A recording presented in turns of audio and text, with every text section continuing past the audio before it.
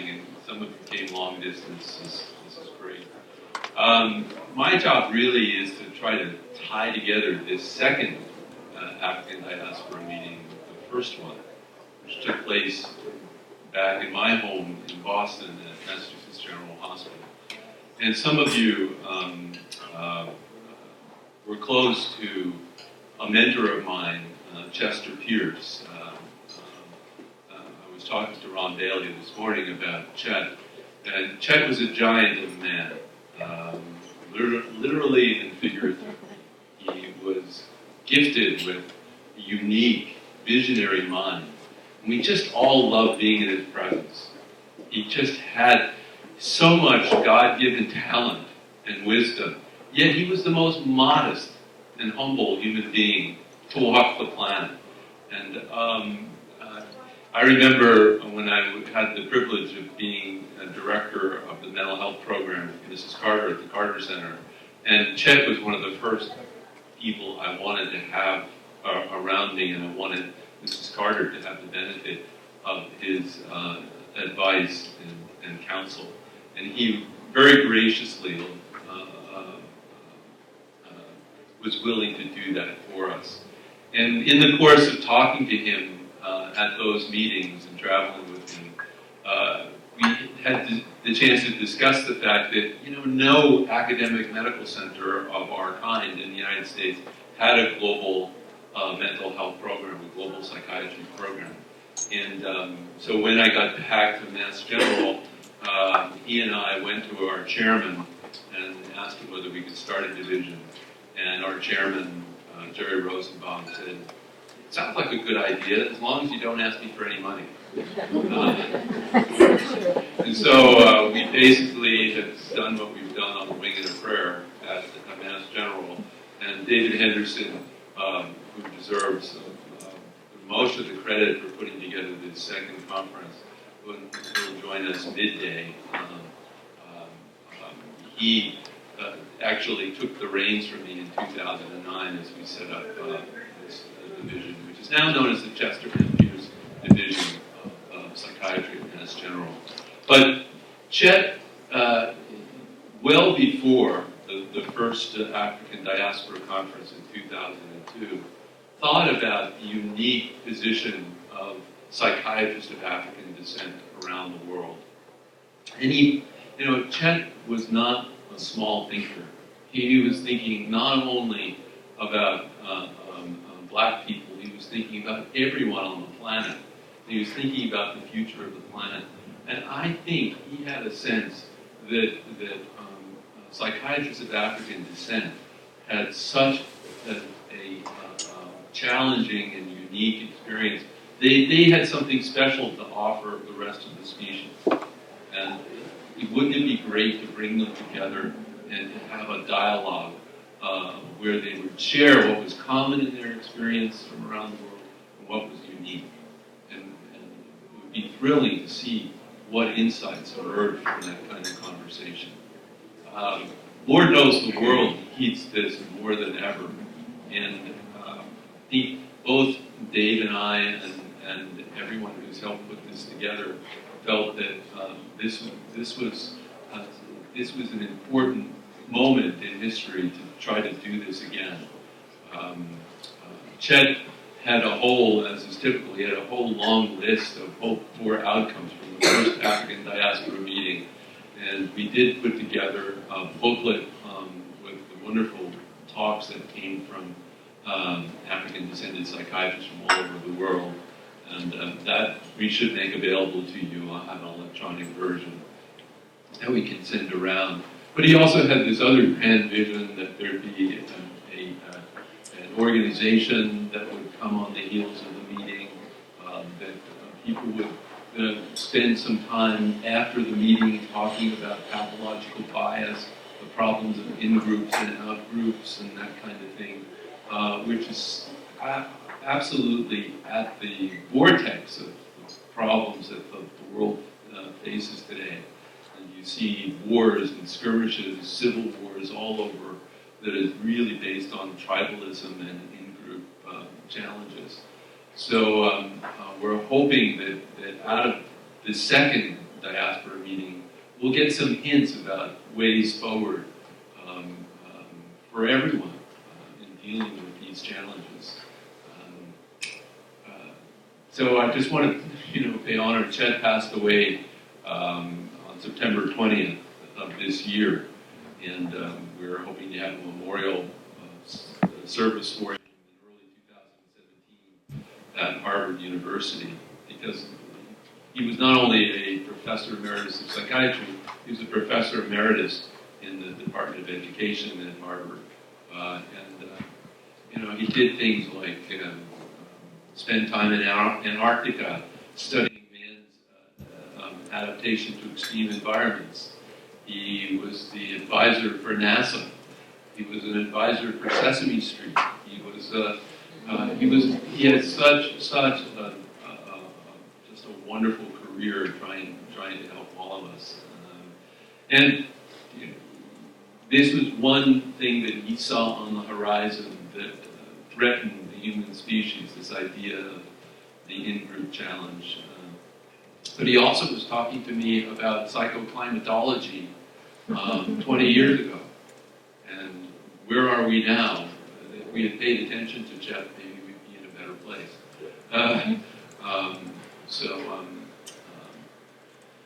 With that, I hope we have a wonderfully productive and enjoyable 2 days together. And I want to now introduce... Is Banga now? Okay, Banga. See, we're so well organized. Okay, good morning. This is really, we've been working very hard for the last 12 to 18 months to try and get this meeting together. So it's really exciting that it's actually happening and everyone's here. And it's wonderful for me, who lives in the city, to welcome everyone to our city, to Cape Town. So, milestones that happened in the city. So I think most people are aware that the first human heart transplant took place in Cape Town in the 1960s, I think. And I'm not sure which organ is more important, but recently, a couple of years ago, the first successful human penis transplant took place here, as well in the city 2 years ago. So we've got the penis, we've got the heart, and as neuroscientists, we are looking forward to So now I want to introduce to you Professor Elliot Sorrell. Elliot is just superlative, just looking at all the things that he's been doing. He's an innovative global health leader, clinical professor of global health policy and management, and of psychiatry behavioral science at George Washington University. In the Office of Clinical Practice Innovations at GW. And he's also on the faculty of the Sadra Health Leadership Institute, focusing on non-communicable diseases and health disparities in the U.S. And that's another topic, I think, which is clearly going to come up today. The idea of these chronic stress-related non-communicable diseases and how the world is buckling under the challenge of NCDs and what we can do to help as psychiatrists. Elliot also in 2013 wrote about an innovative total health approach, which includes the intersection of primary care and public health and mental health. So I want to introduce to you Professor Sorrell.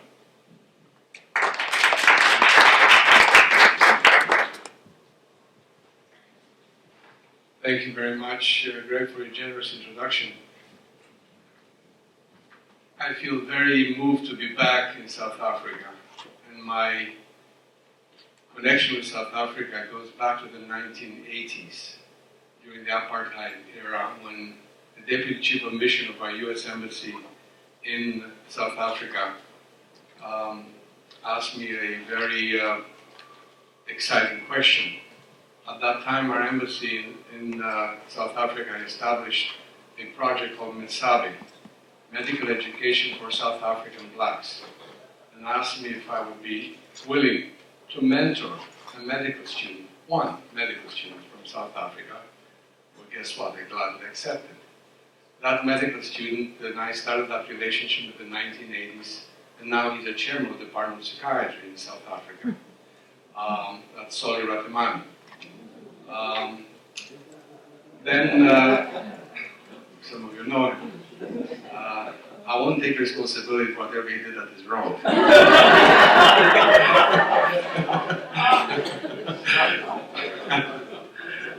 The next connection with South Africa and with Chester Pierce is that you may or may not remember, but in the early 1990s, almost like a prelude towards the terrible things that are going on now, there was a series of fire bombings in Germany against so-called guest workers, mostly Turks. And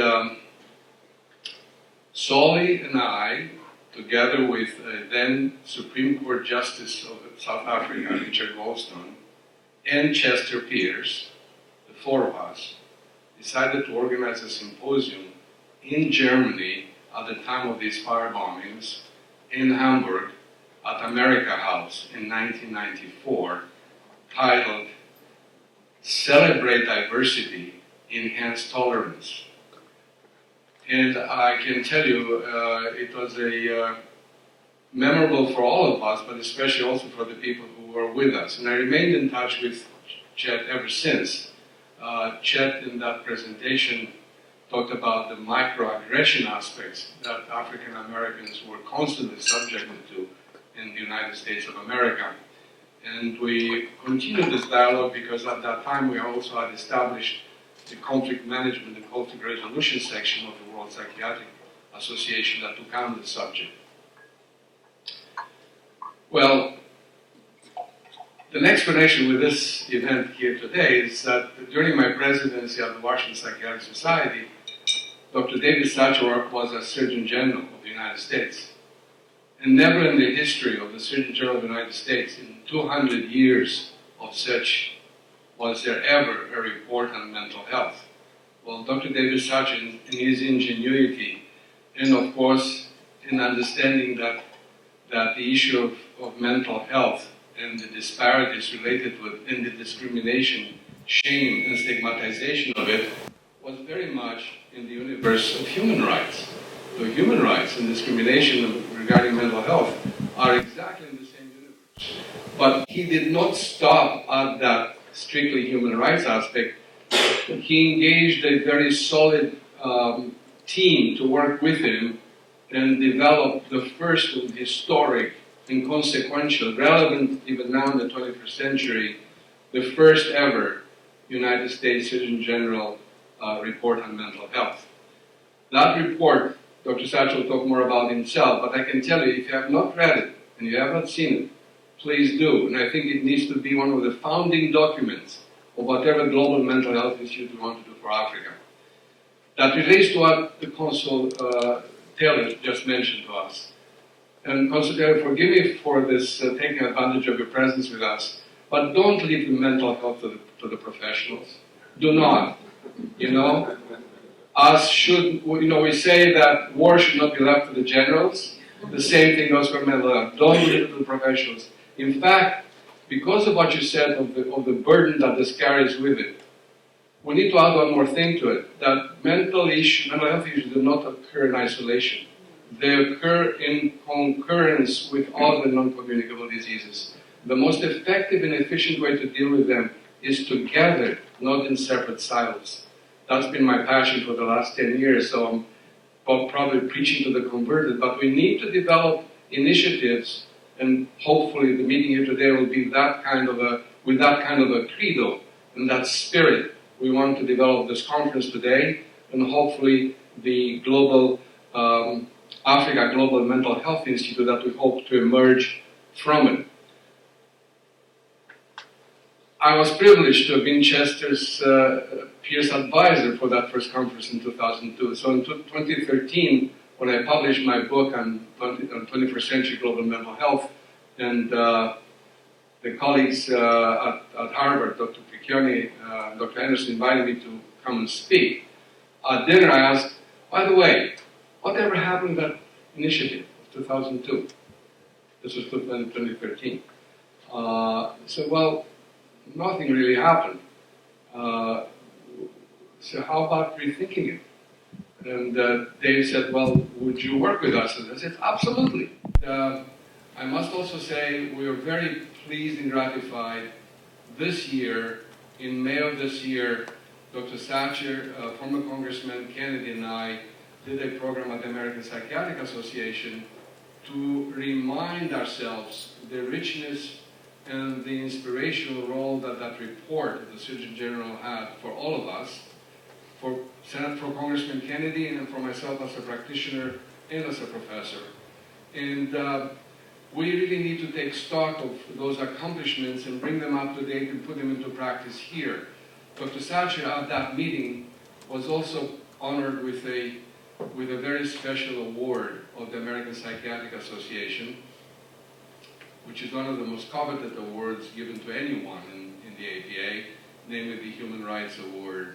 So it is really with great pleasure to introduce to you Dr. David Satcher.